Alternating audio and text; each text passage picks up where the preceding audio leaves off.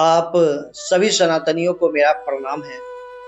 आज मैं एक बहुत ही प्रेरक और अच्छी कहानी लेकर आया हूँ, जिस कहानी को सुनने के बाद परमात्मीय प्यार बढ़ जाएगा। यदि कोई परमात्मा से स्नेह नहीं कर रहे हैं, प्यार नहीं कर रहे हैं, उनकी शक्ति को स्वीकार नहीं कर रहे हैं, तो इस कहानी को सुनने के बाद उनके अंदर परमात्मीय व्यवस्था कुछ अधिक बढ़ जाएगी। तो आइए जानते हैं आज हम सभी एक सदन कसाई की कथा। जी हाँ, उसे आप भक्ति का चमत्कार भी कह सकते हैं। सदन कसाई की कहानी तो आप सुने होंगे, लेकिन इस चैनल पे सुनने का अंदाज ही कुछ अलग है और बात ही कुछ अलग है। क्या कारण है कि भगवान विष्णु साधु को छोड़कर कसाई के पास रहना चाहते थे? क्या कारण है? क्या साधु के पास उनकी पूजा पाठ नहीं होती थी और कसाई के पास उनकी पूजा पाठ होती थी? तो आइए इसी विषय पे आज हम सभी कहानी सुनते हैं और कहानी को शुरू करते हैं। अब हम अपने सनातनी ऋषिपथ YouTube चैनल पे आपका स्वागत करते हैं। सनातन धर्म की गहराई यह है कि ईश्वर केवल बाहरी कर्म और आडंबर को नहीं देखते, बल्कि अंतःकरण की शुद्धि और भक्ति को देखते हैं। इसलिए कहा गया है, भावग्राही जनार्दन, यानी भगवान भाव के ग्राह्य होते हैं। इसी सत्य को प्रकट करने वाली कथा है सदन कसाई की। जी हाँ, जिसे समाज पापी मानता था, परंतु जिसे स्वयं भगवान ने अपना भक्त स्वीकार किया। आइए सदन कसाई के विषय में थोड़ा और हम सभी जानते हैं। बहुत समय पहले की बात है, गंगा तट के पास एक नगर बसा था। यहाँ के लोग व्यापार, खेती और विभिन्न कार्यों में संलग्न रहते थे। जीवन जीने के लिए तो कुछ करना पड़ेगा ना।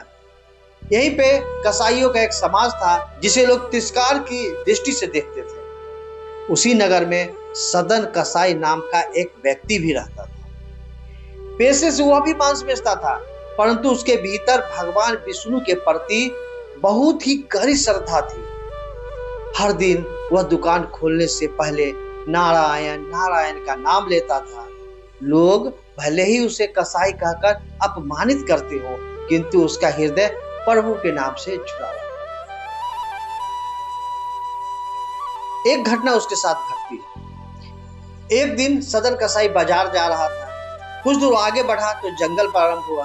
रास्ते में उसे एक गोल काला चमकदार पत्थर मिला। पत्थर में अजीब प्रकार का आकर्षण था। उसने सोचा, यह पत्थर तराजू में तौलने के लिए बहुत ठीक रहेगा। वह उसे दुकान पर ले आता है। जब उसने मांस तोला तो आश्चर्य हुआ।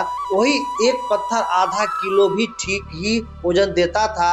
वही पत्थर 2 किलो का वजन भी सही बताता था। वही पत्थर 1 किलो का वजन भी सही बताता था। यह देखकर सदन हैरान हुआ और बोला, यह पत्थर तो बड़ा चमत्कारी है। यह पत्थर बहुत ही चमत्कारी है। उस दिन से वह प्रतिदिन उसी पत्थर से तौलने लगा और हर बार मन ही मन भगवान का नाम लेता था, नारायण नारायण नारायण।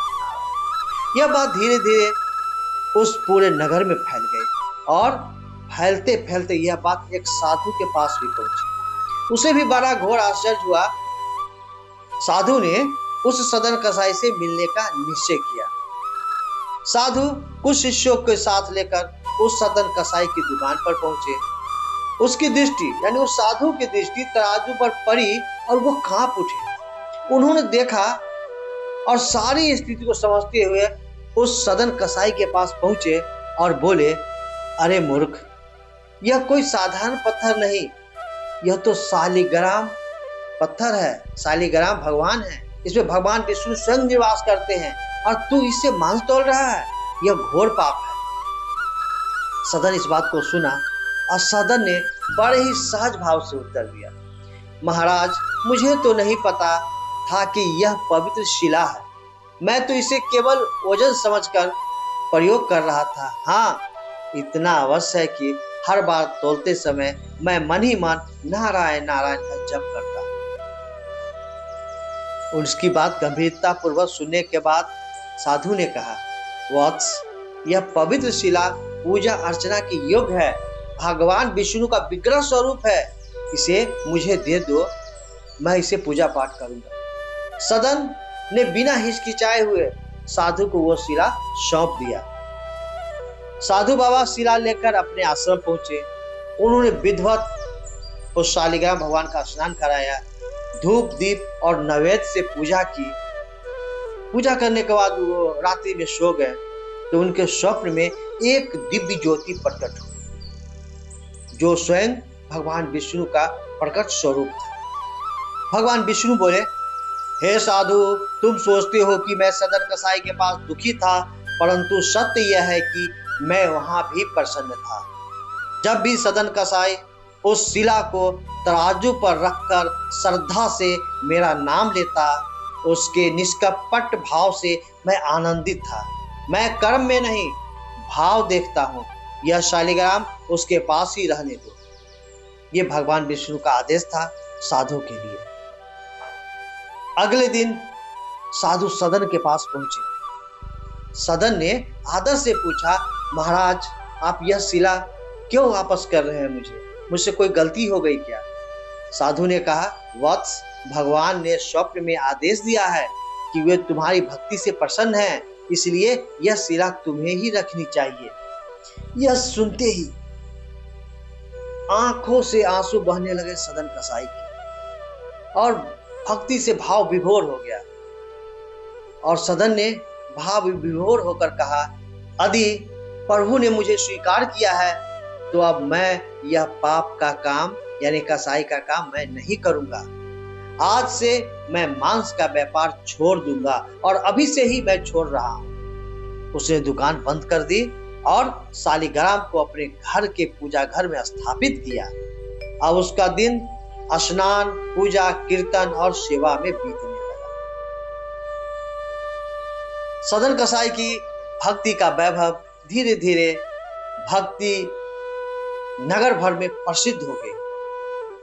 लोग उसकी बातों से बड़ी प्रभावित होते थे। लोग कहने लगे, जिसे हम पापी समझते थे वही तो भगवान का प्रिय भक्त निकला। सदन का जीवन दूसरों के लिए प्रेरणा बन गया। कई लोग उसके पास आकर भक्ति का मार्ग सीखने लगे। समय बीतता गया। सदन कसाई का जीवन अंततः हरि भक्ति में ही पूर्ण हुआ। उसकी कथा लोक में अमर हो गई। सभी लोगों की जुबान पे आ गए। लोग अपने बच्चों को इस कथा को बताने लगे। इससे हमें बहुत कुछ शिक्षा के रूप में मिलती है। ईश्वर कर्म में नहीं, हृदय का भाव देखते हैं। जाति पेशा ईश्वर के लिए बाधा नहीं है। निष्कपट भक्ति पाप को भी पुण्य में बदल सकती है। प्रभु का नाम लेने वाला कभी तिरस्कृत नहीं होता। इसलिए हम सभी इस बात को ध्यान रखें कि परमात्मा की पूजा, परमात्मा की सेवा जिस रूप में हो हमें करनी चाहिए। जितनी हम सभी परमात्मा की पूजा करेंगे, सेवा करेंगे, उतना ही हमें अच्छा होगा और हमें परिणाम मिलेगा। इसलिए आप सभी से आग्रह है, निवेदन है कि निश्चित रूप से आप सभी परमात्मा की सेवा करें, पूजा करें, और जब जहाँ भी मौका मिले अपने परमात्मा को ध्यान रखें, लोगों को बतावे कि परमात्मा से जुड़कर रहना ही हमारी इस जिंदगी को भी अच्छा करता है, और उस जिंदगी को मेरा लोक भी सही होगा और परलोक भी सही होगा। बस परमात्मा का आशीर्वाद बना रहे। हम सभी उस परमात्मा के दया के पात्र बने रहे। फिर मिलते हैं किसी अन्य वीडियो में अन्य विचारों के साथ। तब तक के लिए आप सभी सनातनियों को मेरा प्रणाम है, और निवेदन वही कि इस वीडियो को सब्सक्राइब करें, लाइक करें, कमेंट में अपना विचार जरूर लिखें, और लोगों को भी इस वीडियो के लिंक को शेयर करें। प्रणाम। वंदे मातरम।